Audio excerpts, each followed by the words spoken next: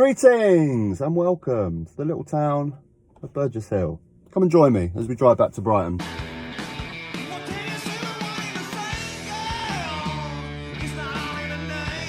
Now I want to give a little shout out to Susan that sent me a comment in one of my videos asking where has the theme tune gone. I apologise Susan, the theme tune, I lost I lost the file. Actually, let me just correct this camera here. I lost the file which had that theme tune on. I mean, I've managed to take it. I'll just let this car go around. I've managed to rip it from another one of my videos, so it's back. But if you want to listen to the full song, there's a link down below to the full song. It's my own band, bass played by me, myself.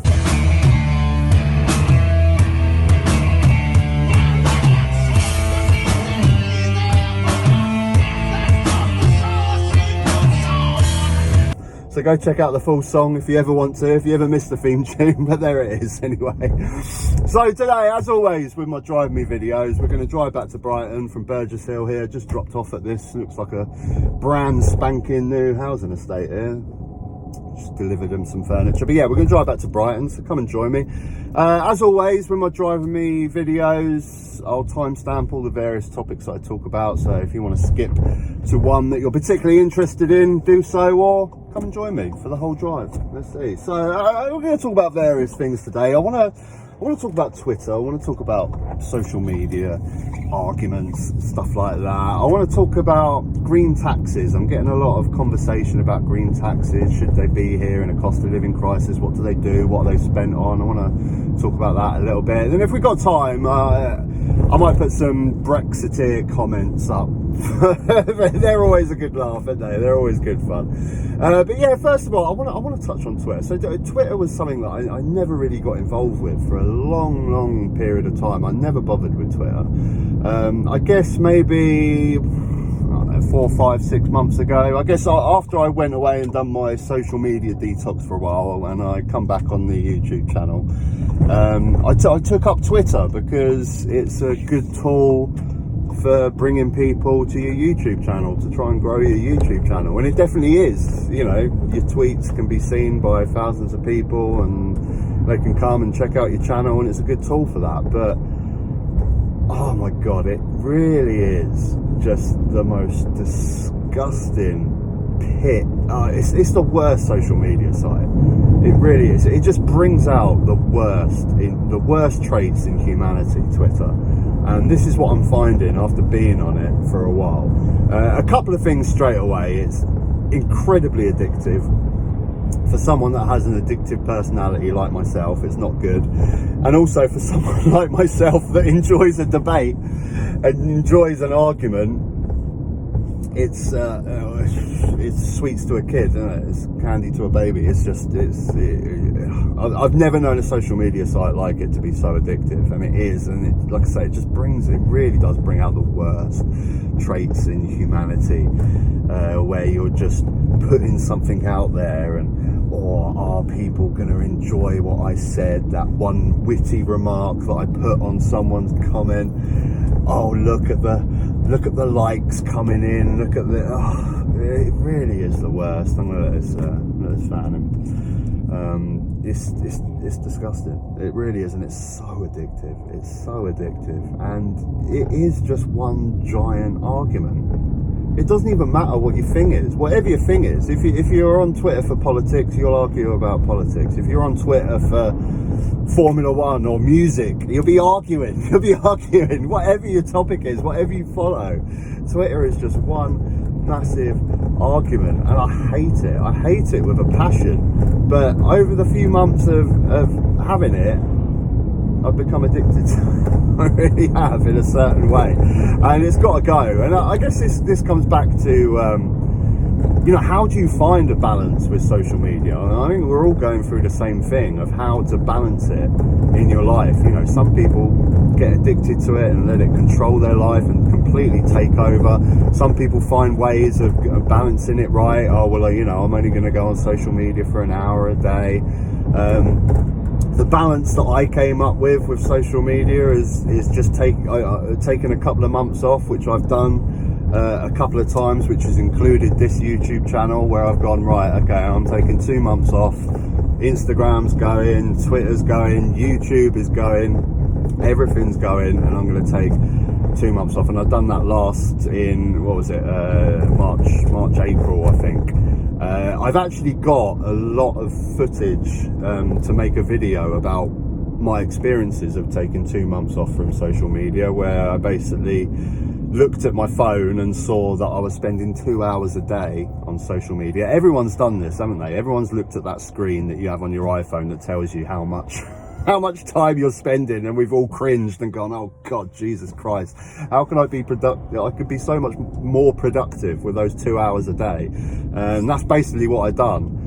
So for a couple of months, I made sure that those 2 hours a day I was focusing something, and the thing that I was focusing on was gardening. So I created garden beds and started growing vegetables, and I've got a lot of the footage on file, but I need to put it all together. It's going to take a lot of time. I will do it, and also I want to put it out there eventually if my channel gets monetized again, so I can actually earn some money from it, because I'm gonna have to spend some money on the YouTube channel anyway. I drastically need a new camera for up here. This is, you know,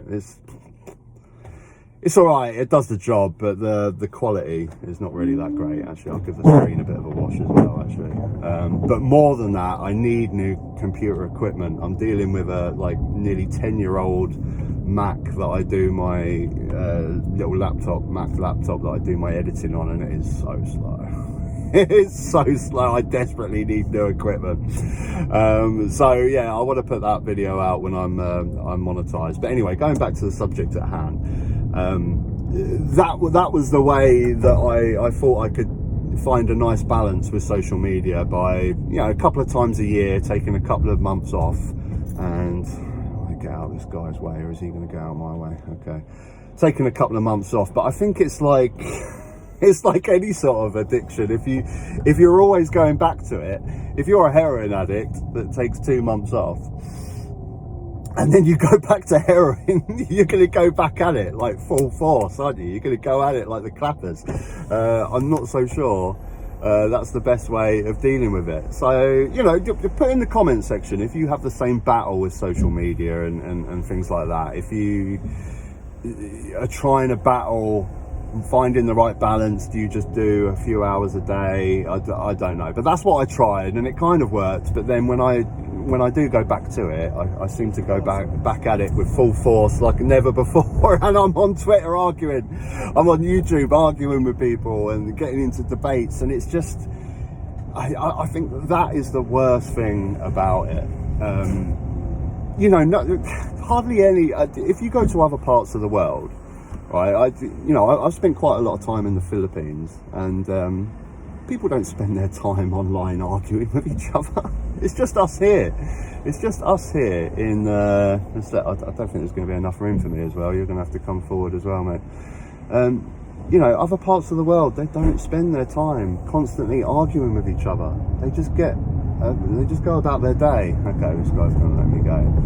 And it's such a disgusting trait of humanity to spend all of that. And you see the same faces when you go on Twitter.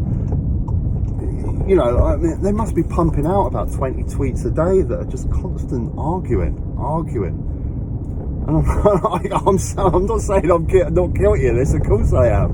I have an addictive personality, and I have an addiction to getting into debates with people, and it's a horrible addiction, and I hate it. So yeah, I tried the 2 months off, but I think maybe a better tactic is just an hour in a day.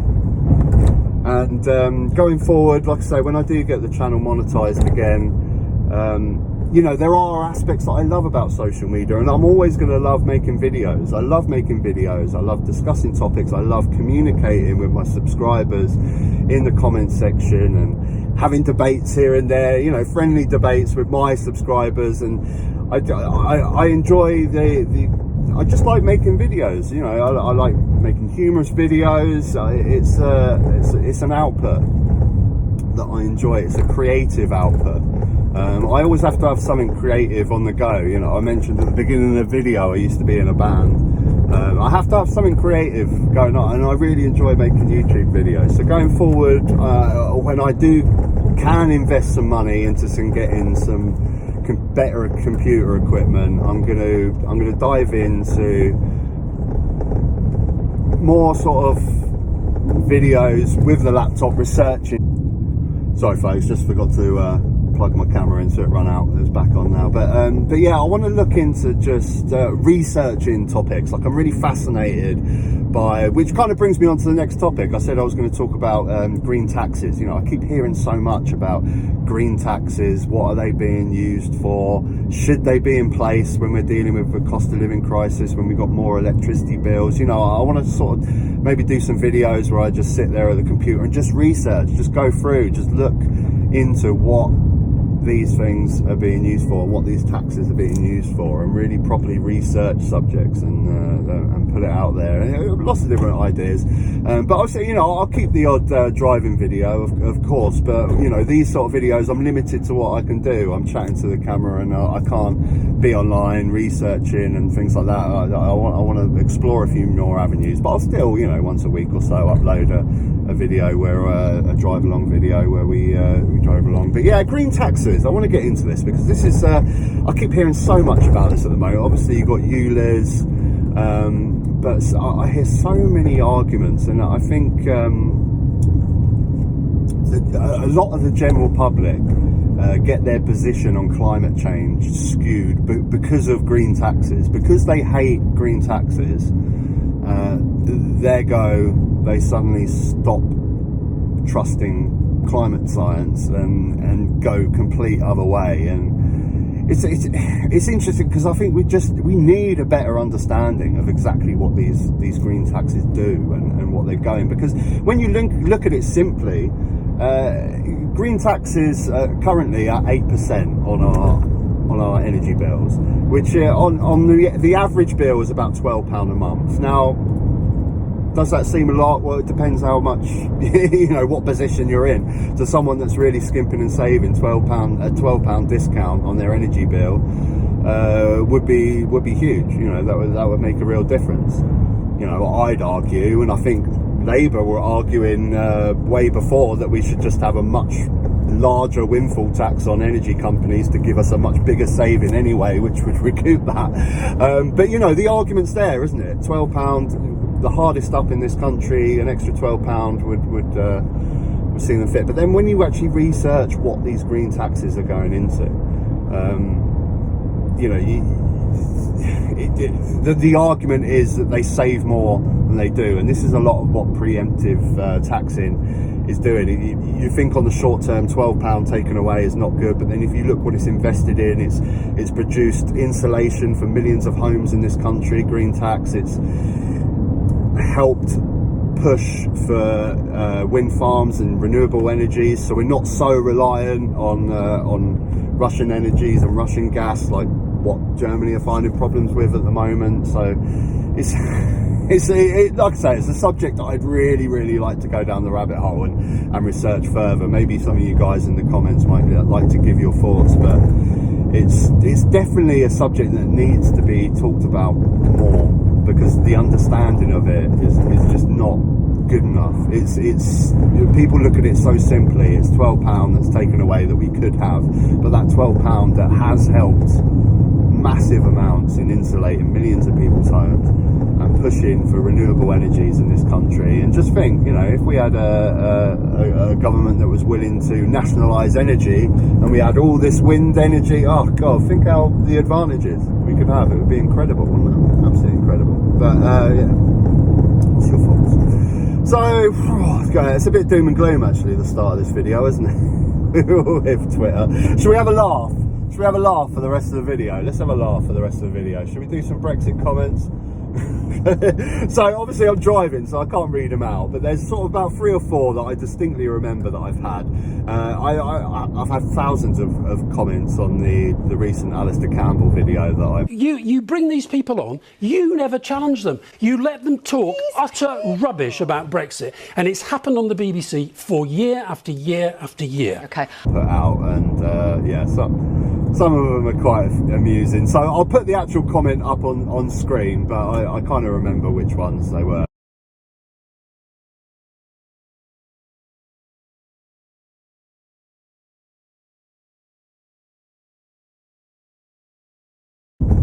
So these comments are always so nutty. So first of all, it's basically an argument that the government that we had that implemented Brexit didn't want Brexit. I always find this comment absolutely hilarious. The government didn't want Brexit. So Boris Johnson comes in, yeah, he fires all pro-EU people like bloody Rory Stewart and Jeremy Hunt, kicks any pro-EU member out of the cabinet and fills it with people like Patel, Gove, Raab, Sunak, fucking Dories. All these people are pro-Brexit. The whole government. Mogg! Fucking Jacob Rees-Mogg. This argument is just... I hear it all the time. It's so mental. How could you possibly think that the Tory government in 2019 that implemented Brexit did not want Brexit, when the whole cabinet is filled up with people that campaign for Brexit? It's absolutely mental. It's Farage. I know it's Farage. It's the Farage shoving these opinions down people's throats with no evidence and just parroting whatever Farage said. Now, this one's a long comment, so feel free to pause it if you want to pause it. But what really interests me, and another comment that I hear quite a lot about Brexit, right down the bottom, is this section here, where he's basically saying, how can Brexit be bad when we're doing better than Germany? So Germany are in a recession right now, aren't they? And we're not. I mean, we're on the brink, or who knows, but Germany are on a recession, mainly because they are so dependent on Russian gas. It's really, really affected them. But what you need to ask yourself is, what are you measuring when you say we're doing better than Germany? Are you just purely just measuring that they're in a recession and we're not? Are you looking at healthcare? Have Germany got the same levels of backed up appointments for the NHS and waiting lists? Have they got the same amount of child poverty? I mean, what are you measuring on when you say we're doing better? Because I think you're just measuring that on recession. And ironically, if you go back, if you pause the comment and take a look, the guy actually spends the whole comment explaining why Brexit is doing badly, because it was Remainers that are not pushing Brexit through, and then argues that actually Brexit is doing okay. So which one are you on, mate? I don't understand. But yeah, this thing that we're doing better than Germany, what are you measuring that on? Honestly, what are you measuring that on? Because look around, mate. Look around, obviously. Germany got the same level as food banks as us, so they got the same amount of waiting lists as us, so they got the same amount of homelessness as us, so they got the same amount of sky-high rents as us. I don't think they have. I don't. So if you're just measuring it on the fact that they're in recession, then I think you're missing the point.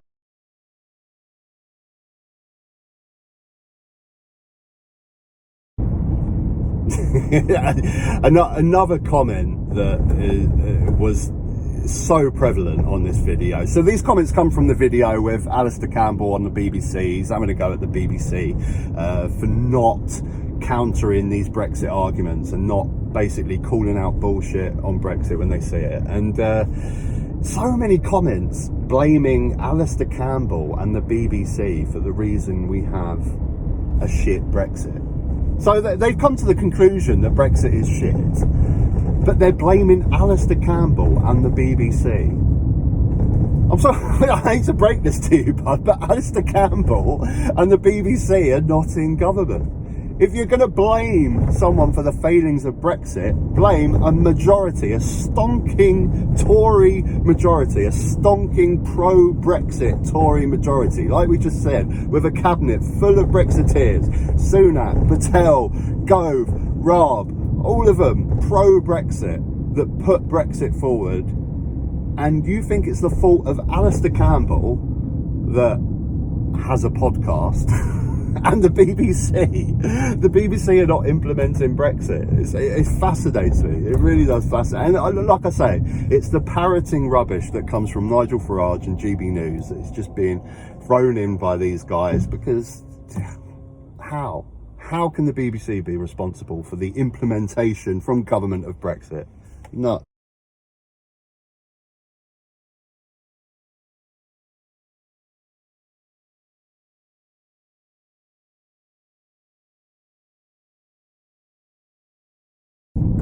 So we'll finish off on this comment. If I remember right, like I say, I'll put it up on screen, but I do see this comment quite a bit, where people say public opinion stayed with Brexit after 2016 because the Tories won in 2017 and they won in 2019. But you're not understanding the public vote. Yes, Tories are pro-Brexit, especially in 2019, but they got 40% of the votes.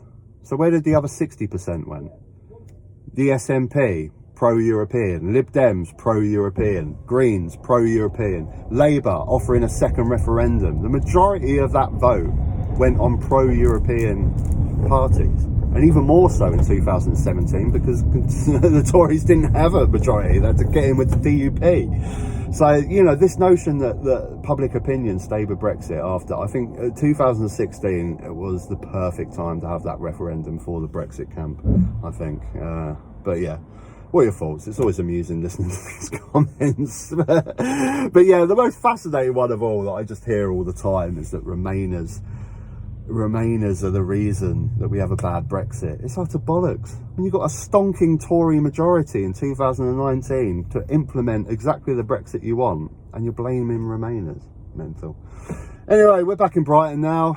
Traffic's still a bit rubbish. They've opened up the seafront road after the hotel fire, but there's still traffic lights and one lane, so it's still a little bit of a nightmare. But yeah, seagulls. I'll see you next time. Take care.